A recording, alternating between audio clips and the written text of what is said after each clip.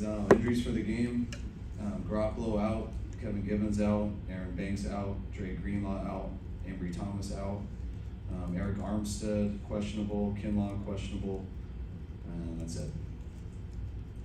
Will you promote Elijah Mitchell Yes. tomorrow? Yeah. Today or tomorrow? Not sure. It's got tomorrow, so I think it's by 1 today. In terms of personnel moves, like with McCaffrey and Debo and Elijah, is that going to be fluid throughout, I guess, between now, kickoff, halftime, during the game? I think they'll be up. They'll be playing. If this were a playoff game, could Greenlaw have played? Possibly. We would have to push it a little harder earlier in the week. So I think possibly. Javon is questionable because of the illness or the knee? Illness. Yeah, him and Armstead both, so they should be all right, but they were sick.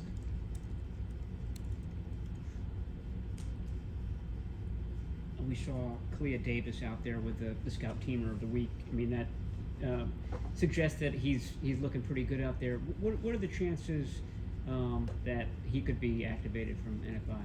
I think that we'd have to have some injuries. It wasn't something we were thinking about. We just want to get his practice window back, and he's definitely looked good enough to go to where if there were some injuries, it was definitely an option for us. But it's been good to see him these few weeks. He's gotten better each week, and this week he had the role of playing JJ. So he's got to do a bunch of stuff like JJ. He did a hell of a job doing it.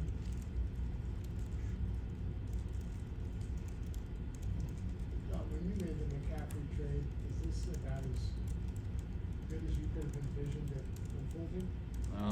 So yeah, that's what we were hoping for. We knew it was more just an opportunity to get such a good player, and you always gotta weigh the risk of it because what you gotta give up to do it. But we felt good about it, and our biggest thing was that we knew it wasn't just a one-year rental, because we knew he was gonna be a part of our team past this year. So that's what we were excited about. So we weren't just doing it to help us get to where we're at right now. But the fact that it's been a big part of that, and we have him for years to come, it's been real cool. He's made so many,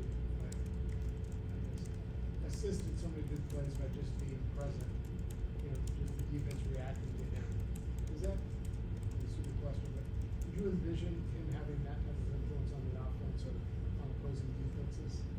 Yeah, we did. I mean, it's similar to what Debo does too. It's similar to what Kittle does. And we saw him in that way also. So something we were excited to kind of get all of them out there doing the same stuff. Is there any desire to get Josh Johnson into a game just to get him some game reps in case he has to play in the playoffs? I think that's a good bonus. I wouldn't say a desire. I feel fine with Josh. He's been in this league for a long time. He's been in that role where he hasn't gotten a lot of playing time, and he's had to come in and do that at the spur of the moment. So I'm okay with Josh in that situation, but it always does help. Have you ever, after game, stumbled into the locker room across Nick Bosa and Trent Williams meeting at Trent's locker, breaking down the game? No, I haven't. They do it right after? Yeah, they do it right after. So I guess a more general question. You've seen both of these guys together now for what, three plus years, maybe the best player on both sides of the line of scrimmage in the league. How, for a team that prides itself and centers itself on both lines of scrimmage, how much of a benefit has it been to have both of those guys kind of as a brain trust for the team? It's huge. One, they're two of the most talented guys, two of the best players, but it doesn't surprise me at all that they do that. They're both very similar, and how they carry themselves, how they look at the game. They're both extremely smart. They see the game very well. They really study their opponent and themselves very well. Trent is a technician, and he knows every rusher in this league, and he knows the tackles and how people do it. If I want to ask more about rushers around this league, and we haven't played against them, I usually ask Nick, because he watches a lot of rushers too for moves and stuff. He watches tackles, how they place their hands and everything. And so you have these two guys who look at it so closely to how it pertains to them, and for those two to go back and forth, to me, they're both top of their profession, and they both go against each other all the time, so that it doesn't surprise me at all.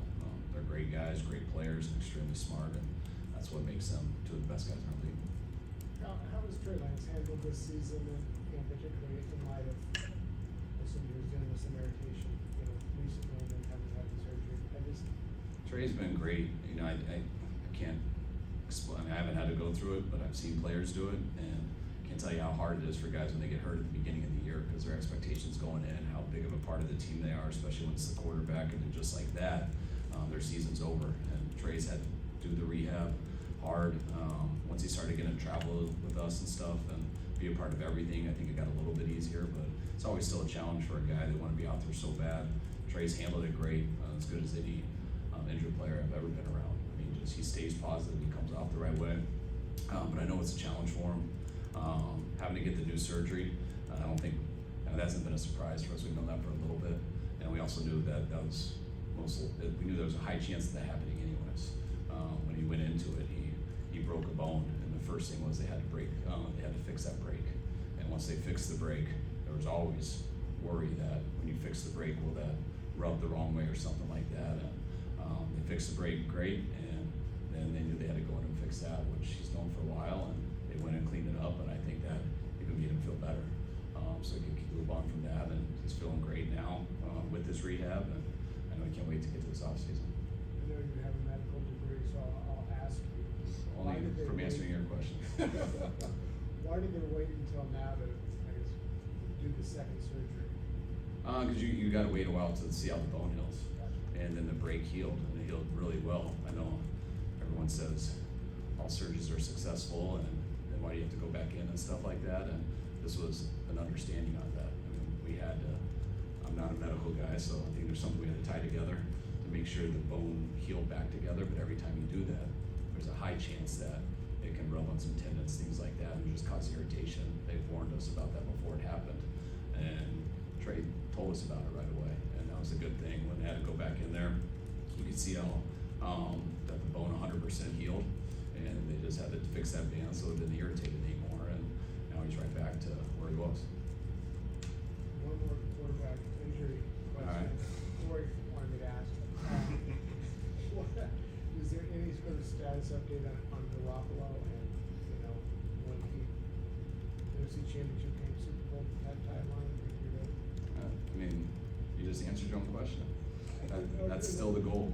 Oh, that's still the goal. That's still the goal. Okay. He's not able to put weight on that foot yet, is he? I think we can put a little weight on it, but he's not out there running and stuff like that, so that's a little bit of ways. All right, guys. One more? I was just All right, guys. I was just Have a good weekend. I was just deep in